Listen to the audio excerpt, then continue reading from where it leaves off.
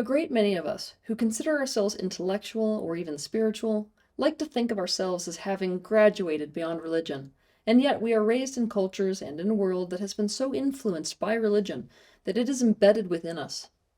The danger of this is that we can easily keep operating according to the same religious programming and simply use different words for it.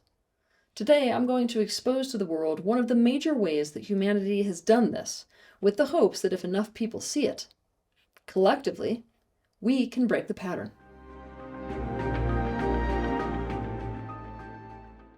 First, I have to introduce you to the religious idea of a sin. Sinning is a concept that is most closely linked to the Christian religions. This being said, nearly every religion on earth has a similar concept. It just simply goes by a different name. The word sin is actually an ancient archery term which meant to miss the mark. Yet, since the beginning, it has been used in a religious context to mean to fail or miss the goal. It implies an offense against God or transgression of religious law. In other words, a serious shortcoming, fault, or reprehensible immoral act. To simplify all of this for you, a sin is anything that a religion sees as bad or wrong. It's a tragedy, but many religions and spiritual philosophies see countless elements of humanness, or even humanness in general, as sinful. Many religions hold beliefs like a sinful nature is passed down in all men since the origin of man, or that humans are created weak, fallible, and prone to mistakes, and therefore are prone to sinful behavior, or that humans have negative sinful tendencies due to the allure of satisfying one's pleasures. Even cultures that are formed by religions that do not include the concept of sin directly are still imbued with the idea of badness or wrongness in many human characteristics, and the goal of these spiritual practices and religions is to transcend one's humanness. Various religions and therefore cultures have put so many things into the box of sin. To give you some examples of common things that have been put into that box, you have urges, desire, pride, greed, laziness, wasting resources, envy, lust. Sexuality in general is very tricky because there are so many different rights and wrongs involving it. Hatred, resentment, taking or paying interest, witchcraft, theft, not fasting during specific times, eating specific foods, murder, being immodest, cursing, homosexuality, lying, gambling, gossiping, breaking promises, being disloyal, attachment, believing in multiple gods, idolatry, ill will, ignorance, and superstitions. Okay, you get the point. There's like a lot, right? But a more accurate definition of a sin is anything that you think, say, or do that goes against what God wants, i.e. what a religion and therefore culture has decided is right and good. Because of this, so many things are seen as bad and wrong and are therefore treated like a sin. And because of this, like a moral failure. And because they're seen as a moral failure, perhaps we can call it a character flaw for those of you who don't like the word moral. Any person who exhibits them will experience a loss of both social esteem and status. In this very long list of things that are seen as bad and wrong by humans and are therefore subconsciously seen and treated like a sin is emotions. Emotion, especially the negative emotions, and especially negative emotions that people associate with the disturbing of social peace, are the sin of today's world. People who are having these bad and wrong emotions feel wrong and bad for having these emotions, on top of the pain of experiencing the emotions themselves. And people who are having these emotions are seen and treated as if they are bad and wrong for having these emotions in the first place. And in today's world, a person's non-emotionality, and especially non-emotional reactivity, is seen as a marker of their level of enlightenment, maturity, and moral character.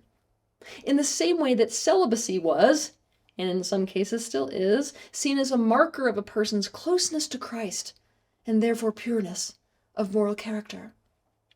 And this is a big, big problem. Let me give you two examples of how this looks today.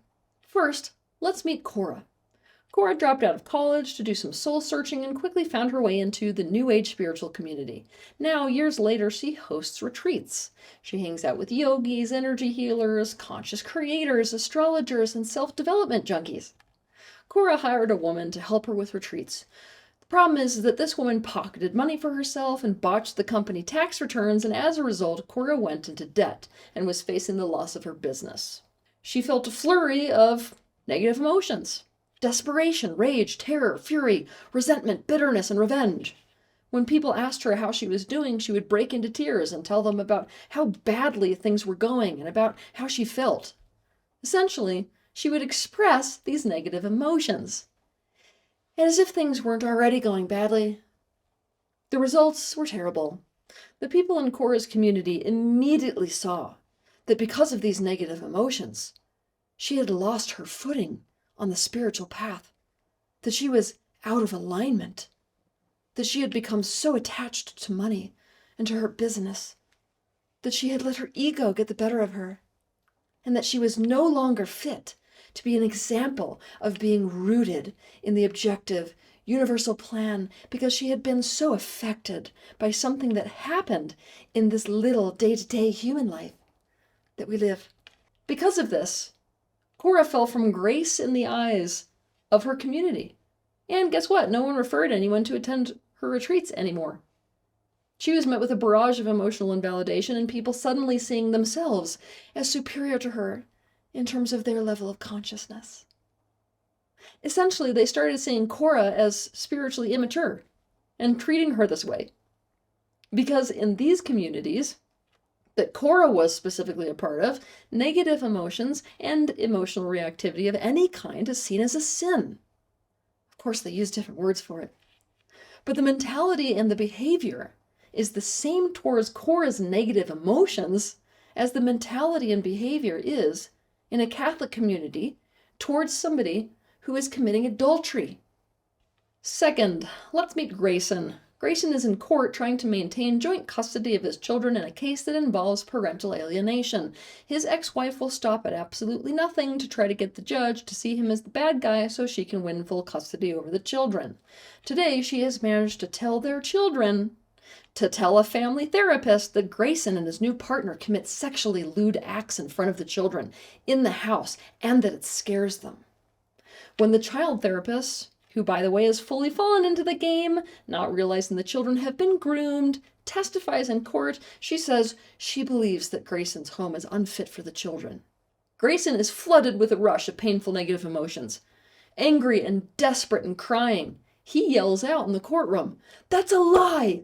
That's a goddamn lie and you know it!" Taking very quick advantage of the fact that people see negative emotions as a sin, especially when someone is demonstrative of their emotions. Her lawyer jumps in and says, "Your Honor, this kind of instability and lack of self-control is exactly why my client is seeking full custody." And it's true.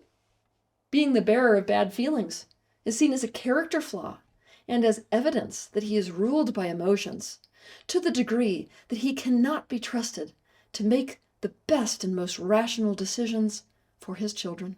If you want to learn more about this pattern, by the way, feel free to watch my video that's titled "The Sickest Game You Can Play."